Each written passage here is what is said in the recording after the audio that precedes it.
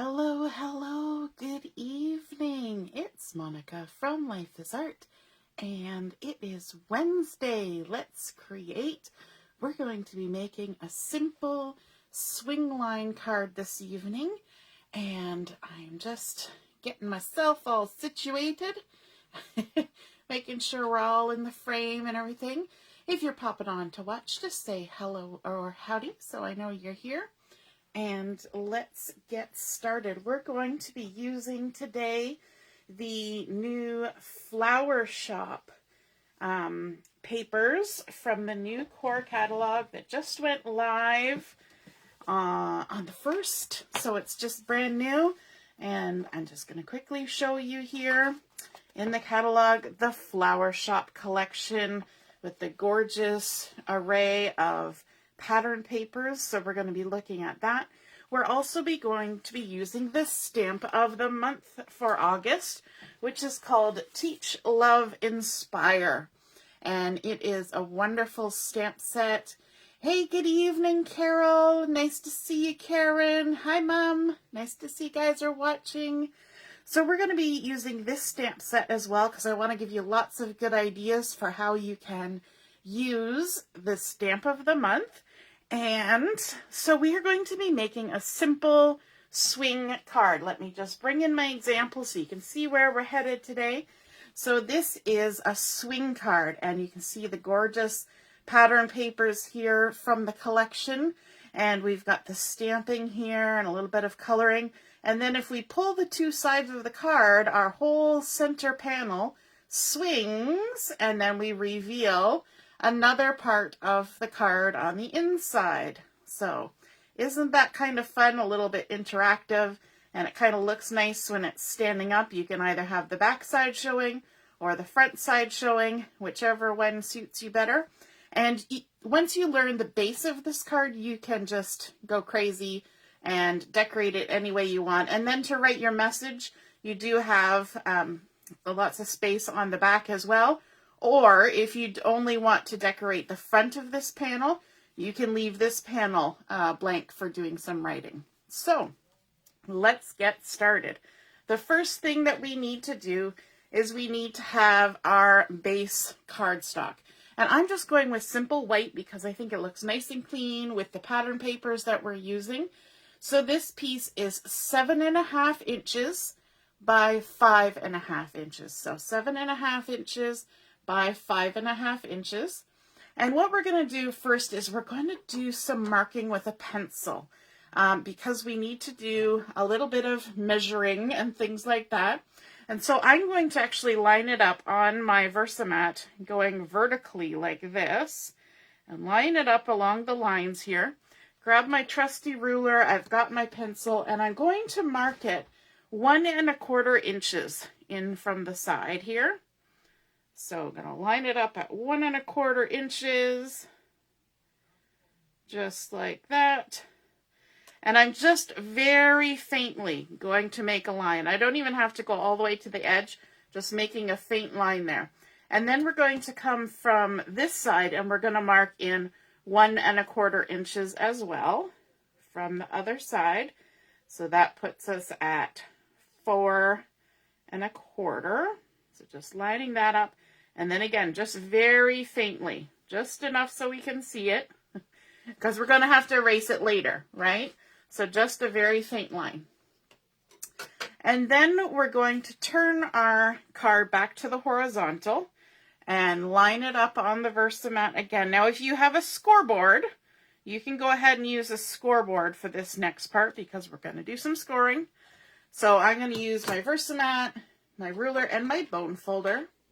And we are going to score at, I'm just looking at my measurements on the side. We're going to start at 3.25. So we're going to come in 3.25 from the left side to the 3.25 mark. But we're only going to score from the top to the line that we created, our pencil line. And then we're going to score from the pencil line down to the bottom. We're going to jump past this whole middle section. So at 3.25, we're just scoring from the top down to the pencil line, and then from the pencil line down to the bottom, just like that, at 3.25. Then we're going to shift it over 1 inch and we're going to score the same way at 4 1/4. So we're making like a 1 inch scored area in the center. So again, we're at 4 1/4. We're going to score from the top down to that pencil line and then jump over the center point. And then we're going to go from the pencil line down to the bottom, just like that. And that's all the scoring we need to do. But we do need to do some trimming with either a paper trimmer or an X-Acto blade. Now, I don't have a paper trimmer that can do inside cutting very easily. So I use my X-Acto blade, which is also why I have a nice shiny metal ruler, because that works better than maybe using plastic or wooden, because the X-Acto blade could trim right through the ruler that way.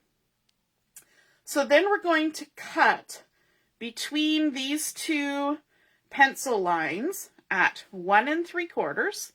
So let's line ourselves up here at 1 3/4, just right there.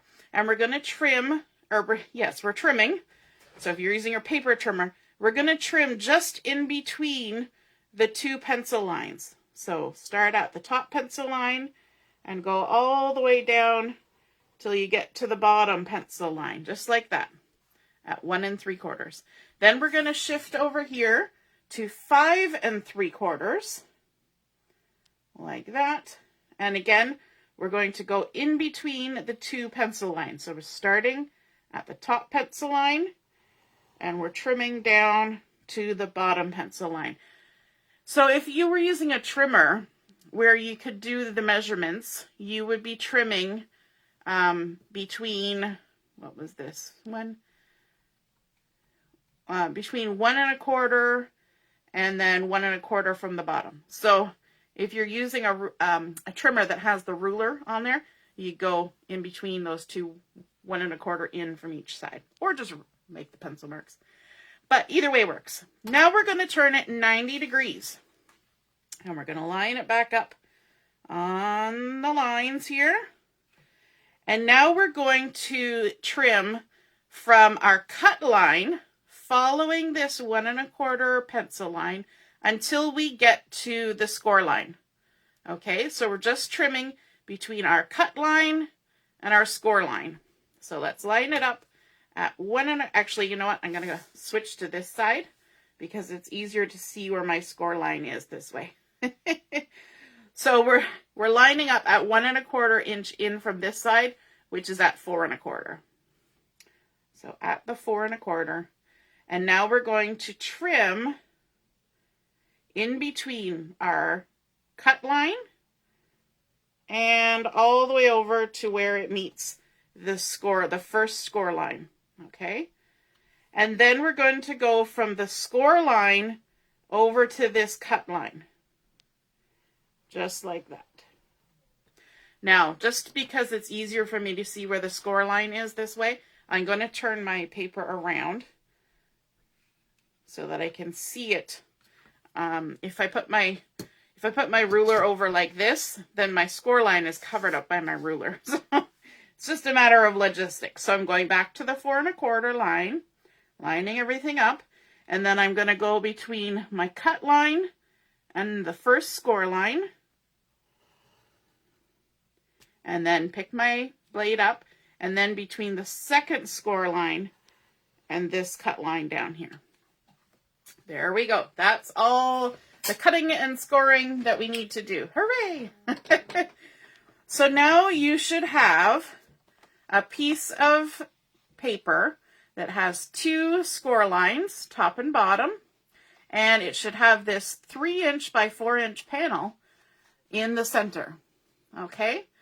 Now what we want to do is we want to fold a mountain fold on this first score line. So that's where we push up from the bottom and we fold the two pieces back. So push up from the bottom and fold it back. And because I didn't use a scoreboard, as always, I'm going to take my time to make sure that my score lines were straight and that everything lines up how it should before I really crease it down. Okay, so there is our first score line folded as a mountain fold. So if you look at it from this direction, It's going up like a mountain. Now we're going to the second score line and we're going to create a valley fold. So this is the one where we push the score line to the back and pull the edges up. So push the score line to the back and pull the edges up. And now I can lay this side flat again so that I have something to line it up against and make sure that everything lines up nicely before I crease it down, because everything works better when it's straight. When everything lines up just right, then the mechanism works better. So now, if we take a look, when it's all folded down, we have this nice little square spot here. And then we open it up and it just swivels, just like that. It's almost more of a swivel than a swing, but it's called a swing card. And now, before we go any further, we just take our eraser and we can go ahead and erase those lines that we drew at the beginning. And if you did them nice and light, then it's not a problem to erase them. So there we go. Just brush off all the eraser bits like that. So there is the base for our card. Simple, easy peasy, we can do this.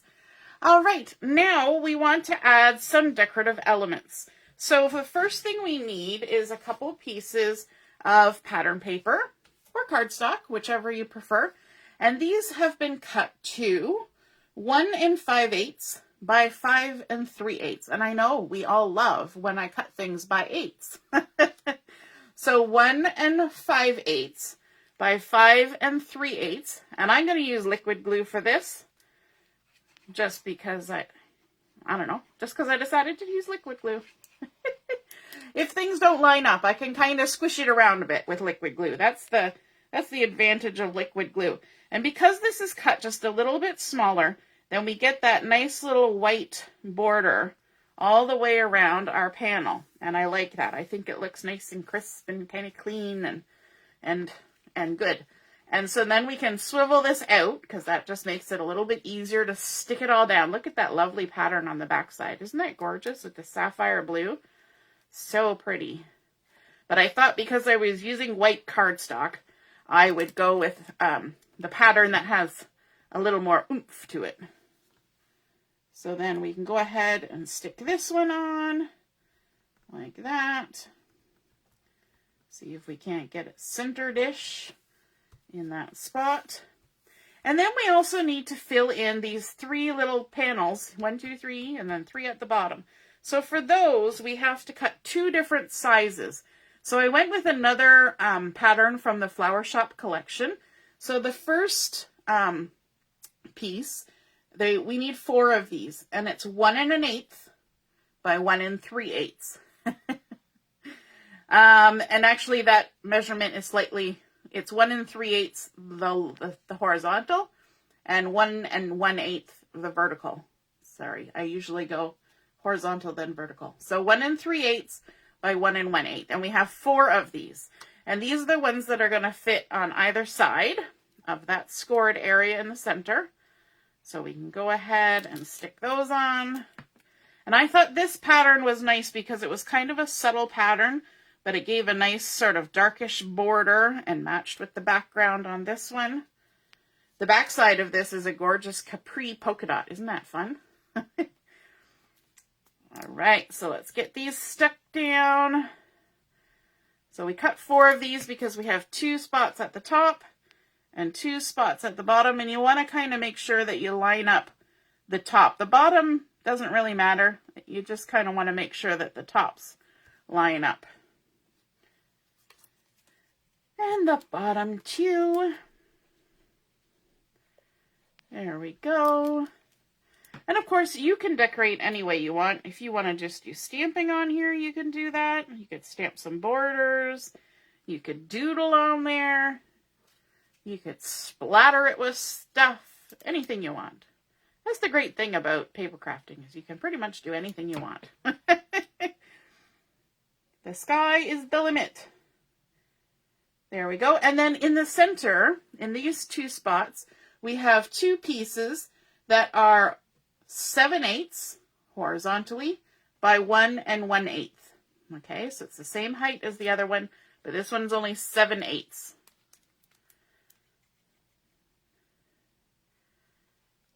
there's one going on the top. And again, you want to kind of line up that top line like so, and then the bottom one. And I also cut these out of the same strip of pattern paper, and that's kind of a good thing to remember, because then your patterns kind of line up all in the same way. If you just cut random pieces, your patterns might be a little bit here, there, and everywhere, which is fine too.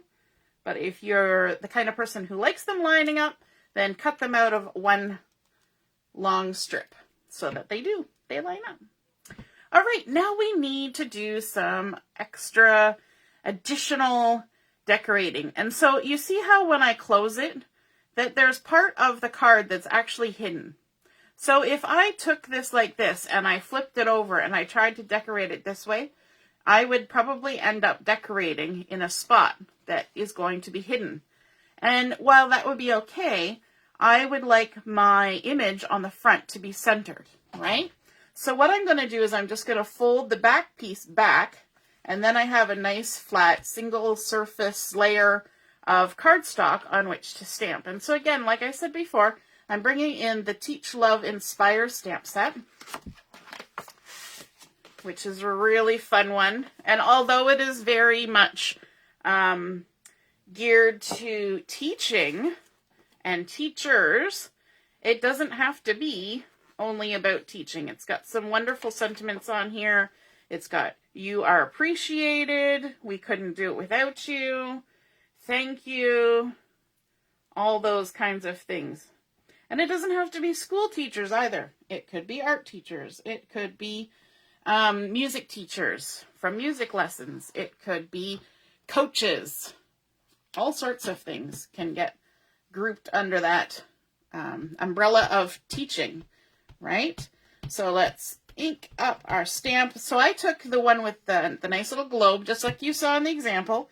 And because I've got this now, a nice centered piece, I can just go ahead and stamp it right on there, hopefully straight. There's always a chance that I'm not going to stamp straight. And I'm also not using any foam under here right now. Tisk, tisk. So there we go, our Teach, Love, Inspire. And now for the back side, here's where it gets a little tricky. I plan on using markers to color my my image that I stamped on the front. I could leave it plain, but why not add some color? So because I know that I'm using markers, and I know that my tri-blend marker will bleed through to the back. So I don't want to stamp directly on the back because it will get marker on it. So I have cut an extra piece of White Daisy cardstock, and I cut this one at 3 7/8 by 2 7/8. So it's just an 1/8 of an inch smaller than the 3x4 size that we left in the center there. So this is what I'm going to go ahead then and do my stamping on, and then I can add it on when the time comes. So let's go ahead. I'm going to use the We Couldn't Do It Without You sentiment. Sorry, we simply couldn't do it without you. Ink that up and stamp it on there like that. And then I also wanted to add a couple extra embellishments. Do you see? When I take my stamps off my block, I walk my fingers underneath the stamp, and that way I know I'm not pulling it just from the edge. You never really want to pull your stamp. You just want to carefully lift it. You always want to lift, not pull. And so I'm going to grab the stack of books from this stamp set, which I think is awesome and could be used for so many things. It does not have to be for a teacher card. And then also the little container of tools. There's scissors and a paintbrush and a couple pencils and a marker and a ruler in a nice little cup. And we're just going to stick this on top like so. There we go. And now we can get to the coloring. So I'm going to start out with the front. Let's bring this back in, fold it over like that so that all my extra paper's out of the way and I'm not going to get weird ridges. And I'm going to start with my pale pink blend, but I'm going to the darkest color first. I'm not going to do any shading in this coloring. I'm just simply filling it in like I would color in a coloring book. So I'm going to color in my flowers, and I think this color kind of matches with some of the dark tones on these lighter pink flowers there. So just coloring it in. And I stamp this with intense black ink because it's my favorite black ink. And it also allows me to be able to color with markers and do all those fun things without having to worry about the ink moving or bleeding or smearing or any of that stuff that's a little bit disappointing when you're working on something. And then I'm bringing in my citrus green blend, and I'm going to use the mid-tone on this just to color in the little flowers. And I thought it was fairly close to the green in the pattern paper, which is nice. Kind of a little bit of matchy-matchy. Sometimes we like to be different, and sometimes we like to match. And just color in those little ones. I think I got them all. I think so. And then for the stand, for the globe, I have my True Blue blend. And I'm going to color it in the darkest. Let me just check. I think I used the darkest. Yeah, I did. It doesn't really matter. I could do it different. I'm going to color in the stand. I'm going to need to turn it because I'm going around a curve. And I always have to color around a curve in the way that my hand naturally curves. And so if you pivot your wrist, your hand is naturally going to curve this way. So it just makes life a little easier if you turn your paper and do it the way it naturally wants to go. Why fight nature? And there we go. I think this little globe is cute. And you know what? You can even stamp it if you just are masking. You could stamp the globe without the sentiment. And that would be fun too. So there we go. We're just going to color it all in. Ooh, I even went outside the lines just for fun. There we go. And the last little bit. So like I said, I'm not doing any shading. I'm just simply coloring it in. And then I want to take my lightest blue and just put little centers on those flowers, because I noticed that some of the little white flowers, oh, we can't see any on this particular one. On this one, some of the little white flowers had blue centers. So I thought, well, that just makes it easier. We're just going to stick with 3 markers, easy peasy. So now if I flip this over, you can see how the marker does come right through the paper. And so that's why we needed that separate piece to do our little sentiment for the other side. So I'm going to use the same colors. I'm going to use the dark of the pale pink blend to do my flowers. I'm just going to kind of repeat the same process for these items. And this one, like that. And then I'm also going to add some pink to the books a little bit. I'm going to turn it. I'm going to add a little bit of pink there. And a little pink there. And a little pink there. Because why not, right? Because we can. And then let me grab the blue. So I want to go with the lightest blue, and I'm going to put some blue in the center of my flowers. Oh, that one doesn't have one. And then I'll also add a little bit on the rings on the books. I'm not going to color all the books in. You could, but I'm not going to. We'll call it lazy, but I think you get a nice effect just by adding little bits of color. And then I'm going back to the citrus green to the mid, and we're going to color these little leaves like so. So let me know in the comments, have you created a swing card before? And if you haven't, do you think you're going to try? I think you should. And then add some to the little dots there. And maybe we'll even give it a green ruler. Why not? Add a little bit of color up there. There we go. So that is the sentiment for the back side here. And for this one, I think I'll just use my regular adhesive. Like so. I always get a little bit leery of adding liquid glue behind something that's colored. I don't know why that is, but I always think if you're getting the paper wet, then maybe that might affect the, you know, what you've markered. What you've markered. I'm sure that's a technical term, yes? And then we can just add that on right there like that, and voila, there is our little swing card in action. But one more step, let's add some of the new enamel dots. We have the green ones here. So these are pine, clover, and something else. I like these new embellishments that have come out in the core catalog that have 3 different colors in each pack, except for melon. The color of the year has just melon in it, and the black and white ones are just black and white. But all the other ones have 3 different colors, and I think that's awesome. So I'm just going to lift with my piercing tool, because my fingers would never pick these up and get them in the right spot. And plop them on there like that. I don't want to add too much dimension because it's got to move. But isn't that pretty? Look at that. Some simple coloring, a simple fold in the center, and just cutting out that 3x4 panel, adding some pattern paper from the new Flower Shoppe collection, and then stamping with the stamp of the month, adding some tri-blend markers, and a few of those little enamel dots. How fun is that? I hope you guys enjoyed learning how to make this very simple swing card.